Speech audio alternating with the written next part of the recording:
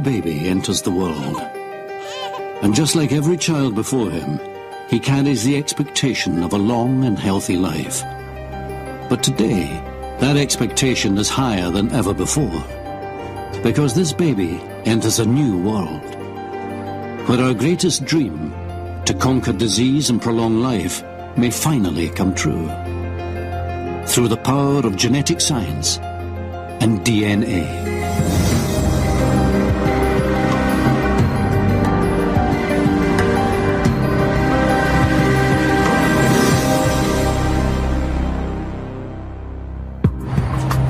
At the start of the 21st century, we are in the middle of a genetic revolution.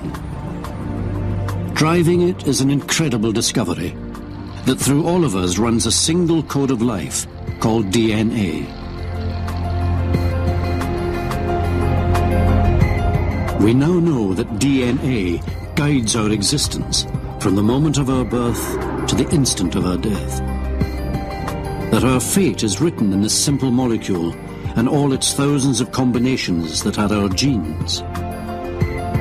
The promise that we would all live longer, healthier, disease-free lives has come with the breaking of that code, first achieved by Watson and Crick at Cambridge University in 1953.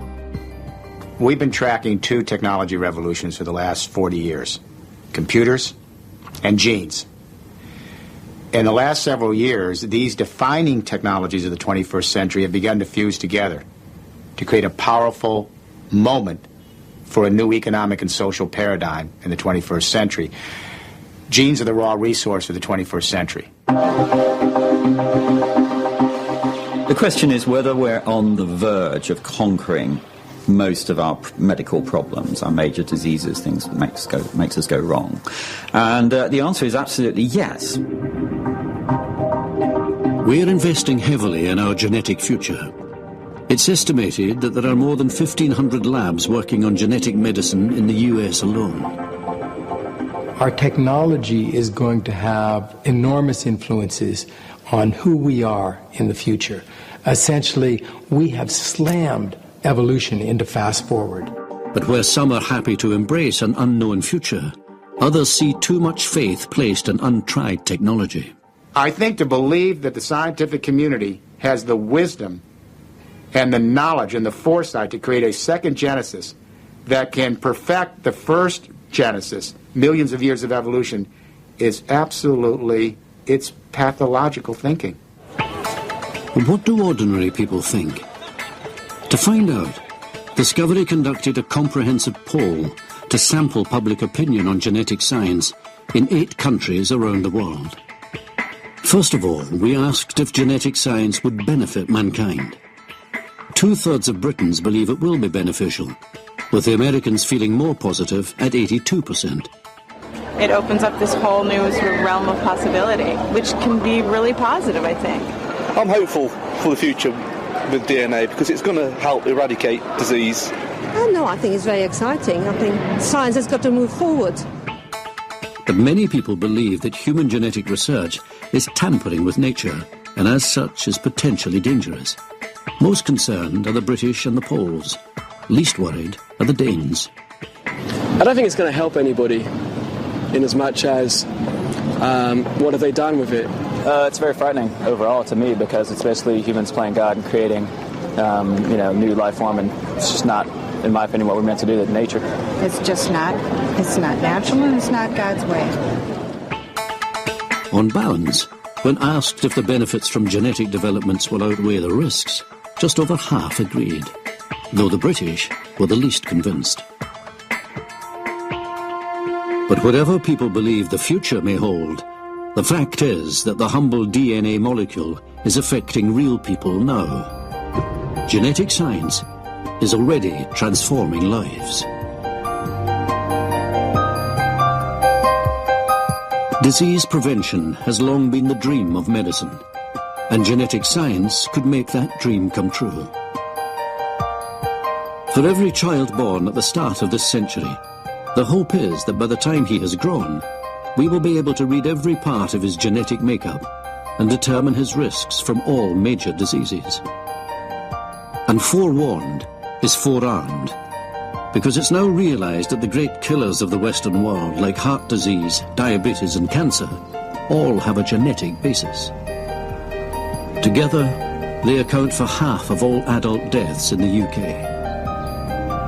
One of the biggest killers among women is breast cancer. Every year, 38,000 women find out the hard way that they are at risk.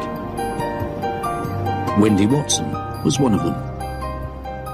My mother died when I was 16. She died from breast cancer. She was 44. Her mother had had breast cancer in both breasts and died from ovarian cancer.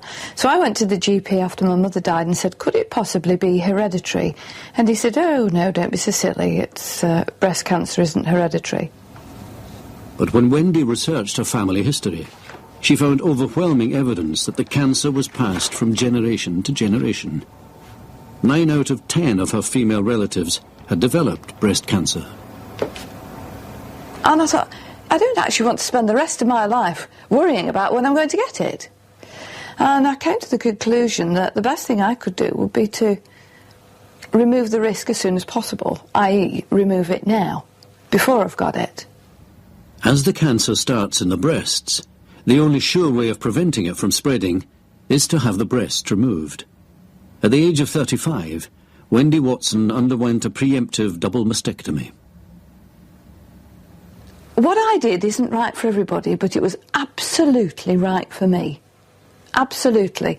And I went into this having opened my own eyes and looked into it for myself, and I was very comfortable with what I'd done. I was supposed to go back 6 months later and have reconstructive surgery. I didn't because I couldn't decide what size to be. And 10 years on, I haven't got a clue what size to be now, and I can't be bothered either. Wendy had her operation without knowing whether she had actually inherited breast cancer or not. The evidence, though compelling, was only circumstantial. The promise of genetic science is to take the guesswork out of disease prediction. And this is the hope for Wendy's daughter, Becky. But it depends on finding the genetic cause of breast cancer. Our genetic fate is sealed the moment we are conceived.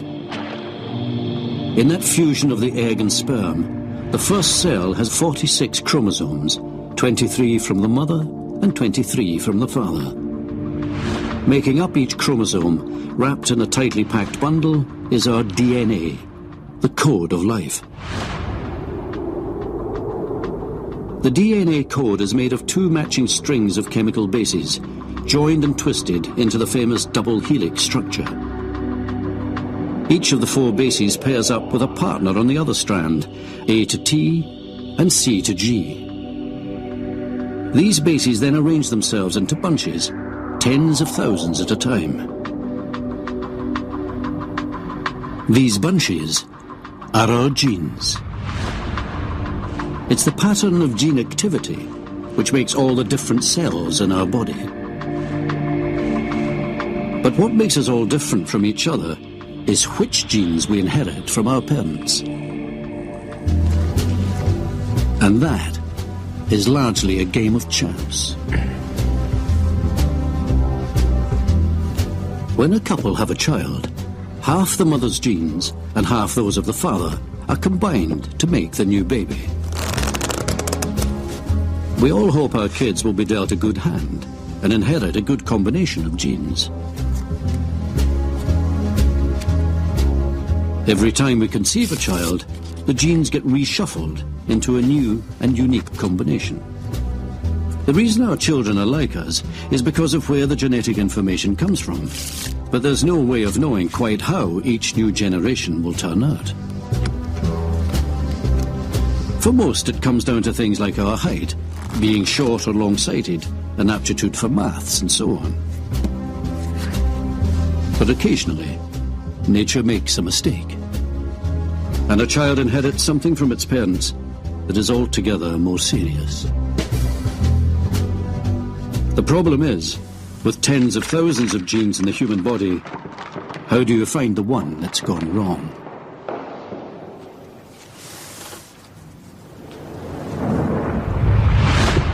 In Salt Lake City, Utah, scientists managed this improbable feat. Their big advantage lay in the surrounding population. Salt Lake City is home to the Mormon Church.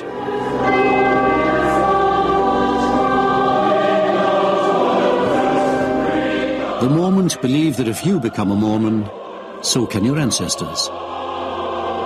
As each ancestral soul has the chance to be baptized after death, the dead must be accurately identified. Every Mormon family has a record of its genealogy here in the Family History Library, the largest of its kind anywhere in the world. The community is one that is traditionally tight-knit and marries within itself, often producing very large families. For the geneticist, this is a potential goldmine of information that can be used to track down genetic disorders. Dr. Donna Shattuck was part of the breast cancer search. The idea that there's a single gene responsible for hereditary breast and ovarian cancer comes from the fact that there are families in which there's genetic clusters of the disease. So this is an example of a Utah pedigree in which a disease is segregating in multiple generations. And you can see that the grandfather here is affected with, in this case, prostate cancer. So all the affected are males here. The black squares are the affected individuals. As you scan this picture, you'll notice that the black squares, the affected individuals, have the green chromosome. And so then we look for the smallest piece of the green chromosome that goes into an affected individual. And that's how we know where to start looking for the gene. This is how they track down the breast cancer gene. With a short stretch of chromosome to focus on, they compared that piece with the same stretch from the general population. They found a mutation, an area where the DNA was damaged. The affected gene is enormously important as it acts as a tumor suppressor. But the mutation disables it completely, allowing the cancer to grow unchecked. The mutation was named BRCA